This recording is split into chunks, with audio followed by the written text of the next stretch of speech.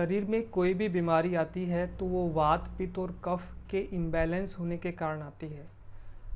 हमारे शास्त्रों में बताया गया है कि अकेली 80 प्रकार की बीमारियां वात की हैं, तो सबसे ज़्यादा हैं। 40 प्रकार की जो बीमारियां हैं वो पित्त की हैं और 20 प्रकार की बीमारियां हैं वो कफ की हैं। तो जो सबसे ज़्यादा होने वाली बीमारियां, वायु से होने वाली बीमारियां, उन्हीं के ऊपर आज का हमारा वीडियो रहने वाला है। और उसके लिए हस्त मुद्रा विज्ञान में मैं आपको बताऊंगा एक ऐसी मुद्रा जिसे 80 प्रकार की होने वाली बीमारियों से आप निजात पा सकते हैं। तो पूरी जानकारी के लिए वीडियो के अंत तक आप बने रहें। नमस्कार, मैं हूं डॉक्टर सुनील भारद्वाज और आपके अपने गुरुजी योगा चैनल में आप सभी का स्वागत है। अभिनंदन। तो आज हम बात करने वाले हैं हस्त मुद्रा विज्ञान में ऐसी मुद्रा की जिसे 80 प्रकार की बीमारियां ठीक होती हैं। तो वो 80 प्रकार की बीमारियां जो शरीर में वात को पैदा करती हैं, वायु को बढ़ाती हैं। पहले आप जानेंगे कि वायु से होने वाली बीमारियां कौन कौन सी हैं, फिर हम बात करेंगे वो मुद्रा जिससे ये सारी बीमारियां ठीक होती हैं।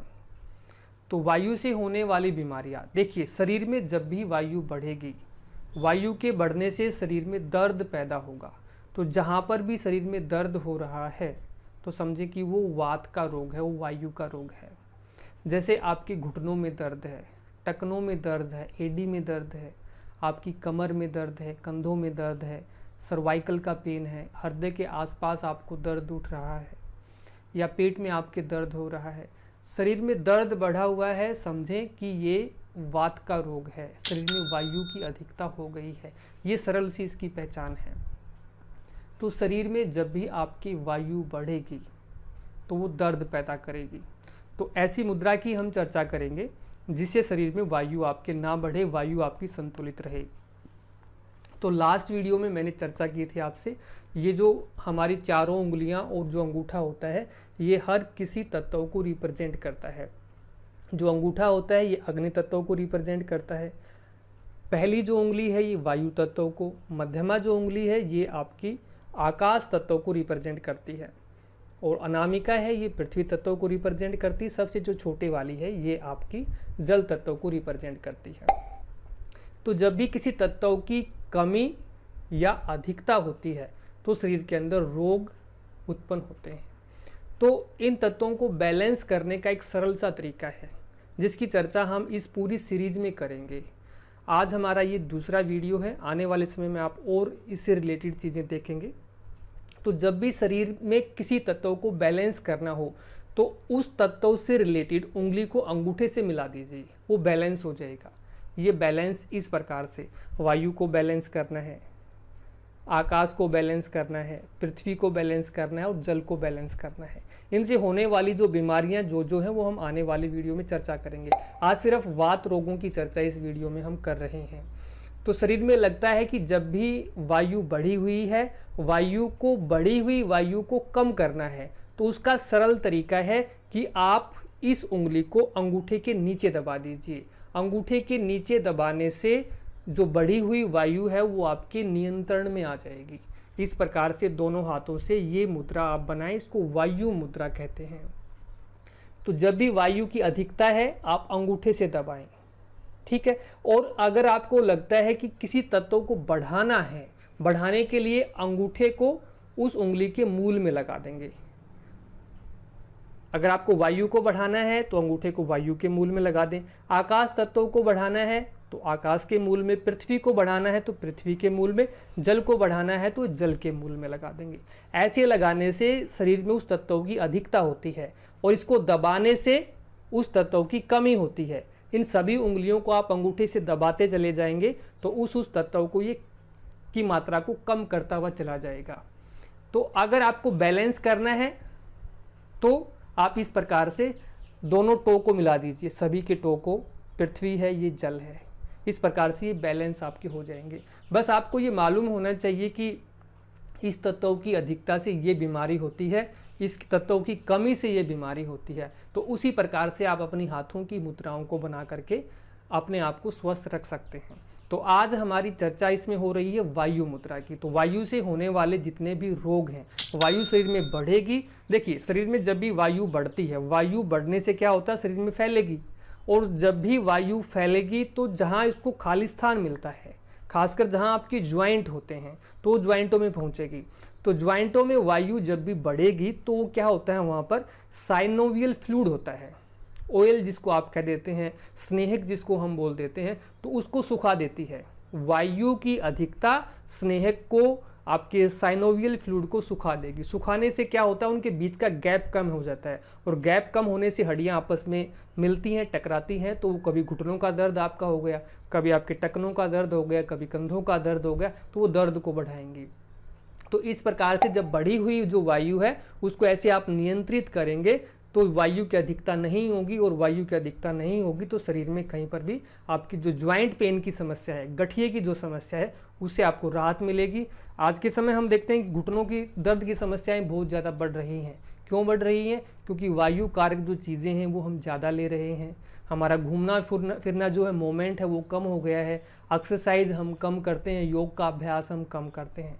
अगर ये चीज़ें आपकी रूटीन में रहती हैं तो ये समस्याएं नहीं पैदा होती हैं आपके।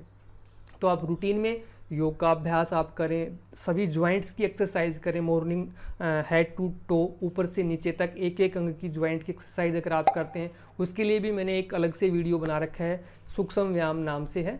तो वो आप शरीर में जितने भी आपके ज्वाइंट हैं उन सभी से रिलेटेड जानकारी आपको वहाँ जाके मिल सकती है। तो जब भी आपको लगे कि शरीर में वायु बढ़ी हुई है, या आपने ज़्यादा खाना खा लिया है, ज़्यादा खाना खाने की वजह से पेट आपका फूल गया है, या उल्टी आने को आपको हो रही है, तो इस प्रकार से दोनों हाथों से पहली उंगली को आप अंगूठे से दबा लेंगे, तो विदिन ए 5 मिनट जो है आपको राहत मिल जाएगी, और जो एक्स्ट्रा जो शरीर के अंदर गैस बनी हुई है वो आपकी पास हो जाएगी।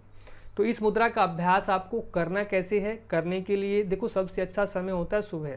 सुबह जब भी आप शौचादि से निर्वित होते हैं, खाली पेट होते हैं, तो इस प्रकार से लगभग 12 से 15 मिनट तक पहली उंगली को दबाएं और दबा के आप बैठ जाएं। इस प्रकार से ध्यान लगा के आंखें बंद करके बैठते हैं तो ज़्यादा अच्छा है। अगर आप ऐसे नहीं बैठ पाते हैं तो फिर आप लेट के इस मुद्रा का अभ्यास कर सकते हैं, या उतना समय भी नहीं है तो फिर आप चलते फिरते भी इस प्रकार से मुद्रा को लगा करके वो कर सकते हैं।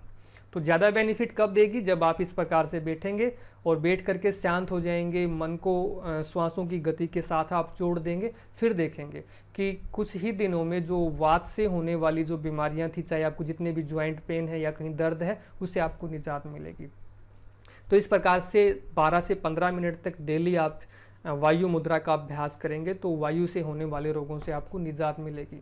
कई बार शरीर में वायु ज़्यादा बढ़ती है तो हृदय के आसपास दबाव उत्पन्न हो जाता है। हृदय जो आघात होता है वो भी एक वायु का ही रोग है। तो वायु बढ़ेगी तो वो आसपास के क्षेत्र के अंदर पहुंचेगी, वहाँ जाके दर्द करेगी। वहाँ जितनी भी जो नाड़ियाँ होती हैं, जो रक्त वाहिनियाँ होती हैं, तो उनके अंदर सिकुड़न पैदा होगी। सिकुड़न पैदा होगी तो वहाँ दर्द होगा तो फिर वही आगे आपको पता है सिम्टम्स जो हैं कि आपके हृदय को नुकसान होने के चांसेस उसमें बढ़ जाते हैं। लकवे की जो समस्या होती है, लकवा जो होता है वो भी आपका वायु का ही रोग है, या किसी को लकवा हो गया है तो आप उनको भी वायु मुद्रा का अभ्यास करवाएं। अगर आपको लगता है कि इस प्रकार के सिम्टम्स शरीर में पैदा हो गए हैं, शरीर किसी हिस्से में सूनापन आपके आना शुरू हो गया है, तो उस स्थिति में आप नित्य वायु मुद्रा का आप अभ्यास कीजिए। तो कुछ ही दिनों में आप देखेंगे कि जो सूनापन किसी अंग में आ रहा है तो वो आपका ठीक होता चला जाएगा। तो ये वायु मुद्रा करने से ज़रूर आपको फ़ायदा होगा। इसके अलावा कई बार हमें हिचकियाँ आती हैं, रुक रुक के हिचकियाँ आती हैं, वो भी एक वायु का ही रोग होता है। तो इस प्रकार से अगर आप इस मुद्रा का अभ्यास करते हैं तो भी जो आपकी हिचकियों की जो समस्या है वो आपकी दूर हो जाती है। वायु अधिकता होने से जो त्वचा के ऊपर आपके रूखापन भी आ जाता है, तो वो समस्याएं आपकी दूर हो जाएंगी। तो आपको बताया कि 80 प्रकार की जो बीमारियां होती हैं वो वायु की अधिकता के कारण शरीर के अंदर होती हैं। तो वायु की अधिकता को रोकने के लिए ये वायु मुद्रा श्रेष्ठ मुद्रा है, आप इसका नित्य अभ्यास करें। अभी भी अगर आपका वायु मुद्रा से संबंधित कोई पर्सन है तो आप अपने पर्सन को कमेंट बॉक्स में डाल के पूछ सकते हैं, और ये जानकारी आपको कैसी लग रही है ये भी आप ज़रूर कमेंट करके बताएं, ताकि आगे भी आपको इस प्रकार की वीडियो मिलते रहें। अगर आप पहली बार चैनल को देख रहे हैं और कंटेंट आपको पसंद आ रहे हैं तो चैनल को सब्सक्राइब कीजिए, लाइक कीजिए, शेयर कीजिए, ताकि और लोगों तक भी इस प्रकार की महत्वपूर्ण जानकारी पहुँचे। धन्यवाद। फिर मिलते हैं किसी नए विषय के साथ, नए टॉपिक के साथ, नई जानकारी के साथ। तब तक के लिए जय हिंद, जय भारत।